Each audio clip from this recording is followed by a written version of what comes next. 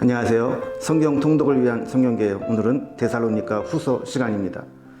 데살로니가 후서는 바울이 데살로니가 전서를 보낸 후에 데살로니가 교회의 문제가 해결된 것이 아니라 오히려 더 악화되고 있다는 소식을 듣고 다시 보낸 편지입니다.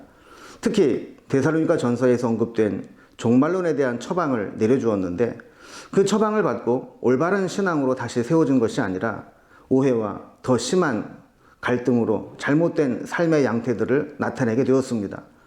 잘못된 종말론이 고쳐지지 않은 이유는 점점 더 심해지는 박해와 핍박으로 종말이 임박했다는 사상이 더 뼈저리게 다가오게 되었고 내세에 대한 열망이 더 커진 것으로 보입니다.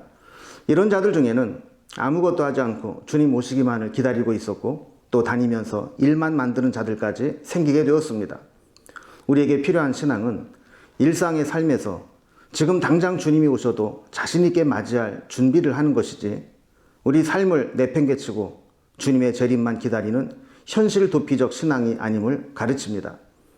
데살로니가 전서가 따뜻한 권면이라면 데살로니가 후서는 엄격한 경고의 어조를 가지고 있습니다.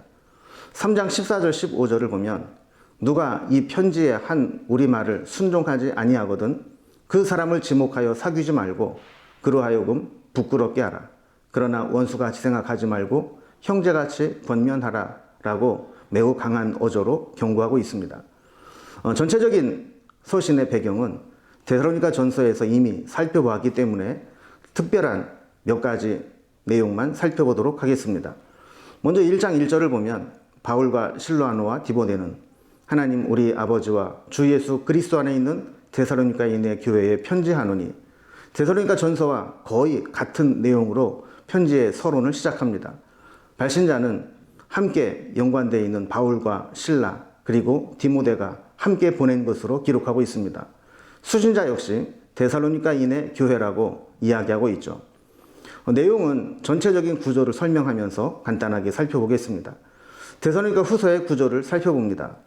후서 역시 편지 형식으로 편지의 서론, 본론, 결론의 내용을 담고 있습니다. 1장은 서론으로 되어 있는데 문안과 감사의 내용을 전합니다. 특별히 박해와 환난 중에서도 믿음을 지킨 성도들에 대한 칭찬을 하고 있죠. 핍박하는 자들에게는 주의 날에 형벌이 임할 것이고 핍박을 견뎌낸 자들에게는 주의 날에 상급이 있을 것을 이야기합니다. 본론으로 들어가서 주의 날에 대한 교훈과 종말에 대한 올바른 믿음을 권면합니다. 특별히 바울의 이름을 팔아서 잘못된 교훈을 가르치고 있는 자들이 있는데 거기에 미혹되지 말라고 교훈하죠. 그리고 바울이 지금까지 전해주었던 가르침을 받은 전통을 그대로 지키면 된다라고 확인시켜 줍니다. 본론의 두 번째 내용은 기도 요청하는 것과 종말을 사는 태도에 대해서 다시 한번 설명해 주고 있습니다. 특별히 게으르거나 무절제한 삶을 살지 말라고 권면합니다. 내용들을 보면 3장 10절에 누구든지 일하기 싫어하거든 먹지도 말게 하라. 3장 11절에는 게으르게 행하여 도무지 일하지 아니하고 일을 만들기만 하는 자들이 있다라고 지적합니다. 3장 12절에서는 일하여 자기 양식을 먹으라 라고 하면서 무전 휴식하는 형식의 삶을 살아서는 안 된다는 것이죠. 그러면서 3장 13절에 선을 행하다 낙심하지 말라라고 권면하면서 믿음을 지킨 자들을 격려하는 것을 보게 됩니다. 그리고 마지막 결론 부분에서 사도 바울은 축복과 인사의 말씀으로 편지를 마무리하고 있습니다.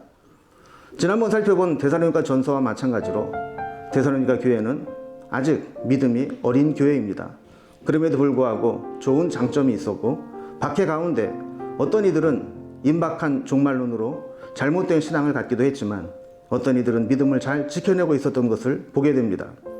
그들을 향한 바울의 애틋한 마음이 잘 기록되어 있는데 데살로니가 후서도 여러분들 살펴보면서 주님의 마음을 또 바울의 마음을 함께 느껴보실 수 있기를 바랍니다.